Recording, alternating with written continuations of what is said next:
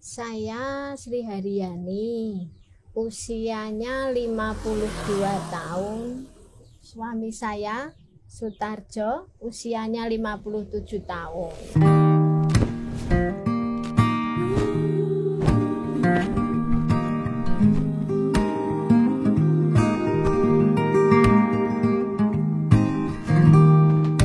Ini saya mengawali kepengen usaha kuliner itu gimana, akhirnya kita kepikiran membuka angkringan di rumah sini, di rumah Mojogedang Kersan ini.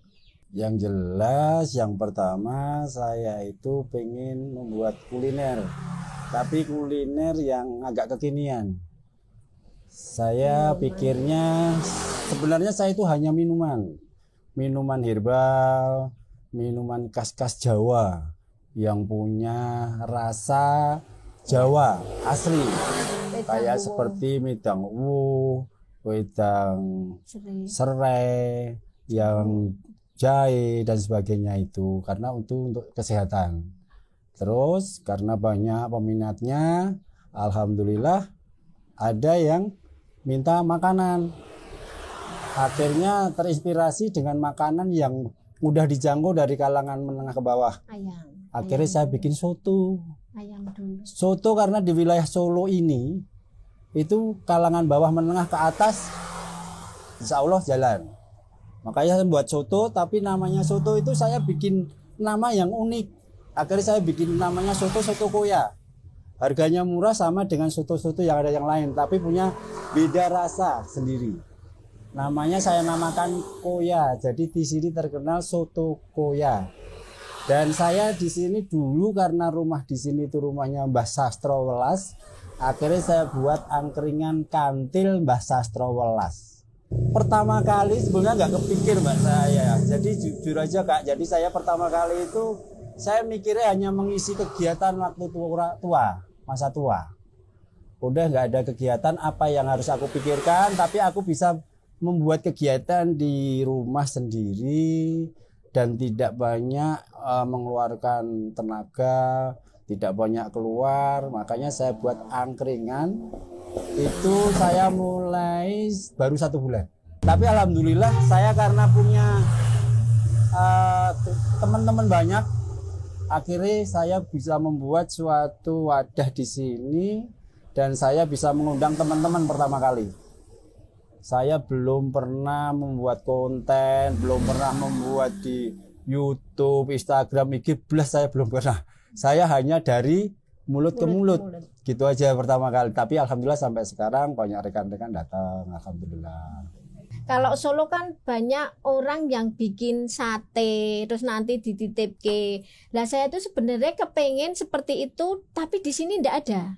Jadi nggak ada orang yang mau kayak orang di rumah-rumah itu bikin produksi kayak sate uso, sate jeroan, terus telur kayak gitu. Kalau di Solo kan banyak titipan dari lah, ini di sini nggak ada. Nah, kendala saya kan itu. Jadi saya bikinnya itu yang saya bisa aja terjangkau dengan fisik tenaga saya. Kalau ada yang titipan, saya alhamdulillah. Cuma sementara ini kendalanya itu nggak ada yang titipan di sini seperti itu karena nggak ada produksi seperti itu orang-orang sini. Tapi alhamdulillah bisa masak sendiri dan saya bisa merasakan masakan sendiri dan saya tidak perlu harus mencoba masakan lain. Jadi saya punya ciri khas sendiri yang buatan sendiri. Gitu. Jadi kalau mungkin ada yang mau merasakan, mungkin beda dengan yang ada sudah pada umumnya. Untuk strategi saya, pertama kali saya memang buka begini, terus saya menghubungi semua rekan dari alumni saya dulu waktu SD, SMP, terus saya setiap tamu datang 1-2 saya jadikan anggota. Jadi sampai sekarang saya punya customer angkringan. Sampai sekarang sudah hampir 67 customer. Alhamdulillah lah, itu dari setiap customer, akhirnya dari informasi dari customer itu akhirnya banyak yang membawa teman-teman pada datang ke sini. Dan di sini deh alhamdulillah Mbak, itu dari pagi sampai malam saya full. Itu untuk karaoke, wifi saya gratiskan, tanpa password. Saya niatnya sedekah. Jadi ya sudah, semua datang tinggal buka wifi, Ya, langsung sudah bisa jalan.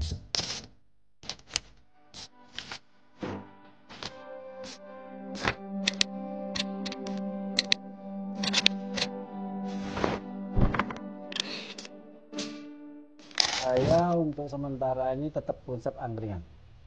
Karena angkringan itu tidak begitu, kesannya tidak mahal.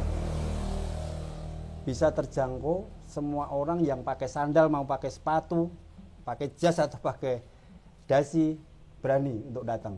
Karena kalau di kampung itu, kalau kita itu membuat konsep lebih agak kekinian, itu orang yang bawah itu takut untuk datang. Makanya saya promosi saya tulis di setiap brosur harga. Kayak soto saya buat itu 5.000. spanduk 5.000. Kayak es jumbo saya buat 2.500. Gitu. Tujuan saya memang agar bisa terjangkau untuk semuanya.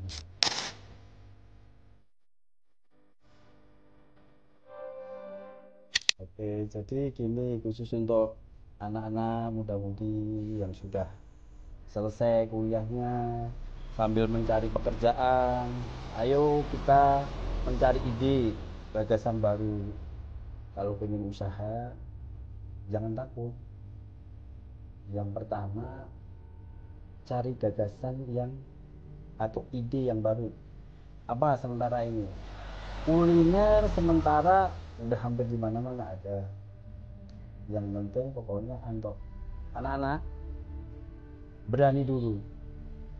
Satu, berani. Yang kedua, belajarlah dulu, jangan punya gengsi, jangan malu. Tinggal kita punya teman, kita bisa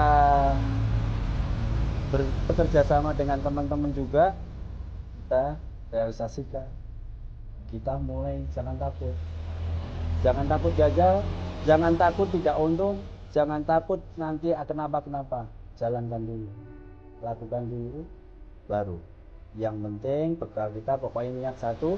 Yang keduanya berani untuk bertindak. Begitu. Kalau mudah-mudahan ya, monggo ucapan semuanya, kalau sudah niat jalankan. Jangan cuma cerita pintar, ngomongnya pintar, tapi tidak Anda lakukan dulu, baru nanti bisa.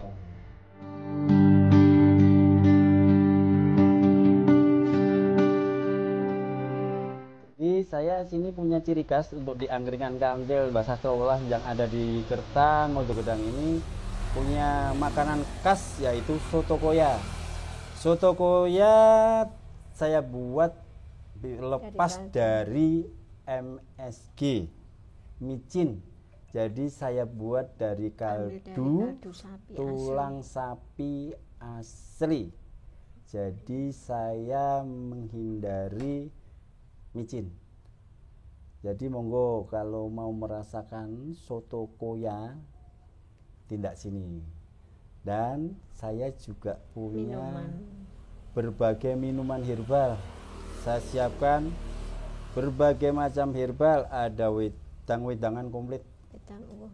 Ada wedang uwuh, ada wedang, pokoknya untuk semua wedang kesehatan. Monggo.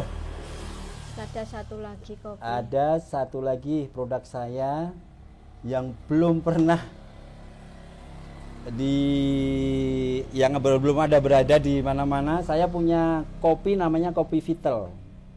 Kopi Vital itu saya buat dari ramuan dua produk, yaitu kopi asli produk Lampung dibuat secara tradisional. Juga saya campur dengan produk dari Kalimantan. Itu saya rahasia ya, tapi itu herbal, bener herbal. Itu untuk vitalitas. Namanya kopi Vital. Monggo bapak-bapak, kaum Adam, mas-mas yang sekiranya kurang, monggo tidak ke angkringan Kantil. Saya siapkan pasti jos di angkringan Kantil Kersan Mojokedang, Mbah Sastrowelas. Saya tunggu, monggo tidak sini saya siap untuk panjenengan semuanya. Saya tunggu, terima kasih.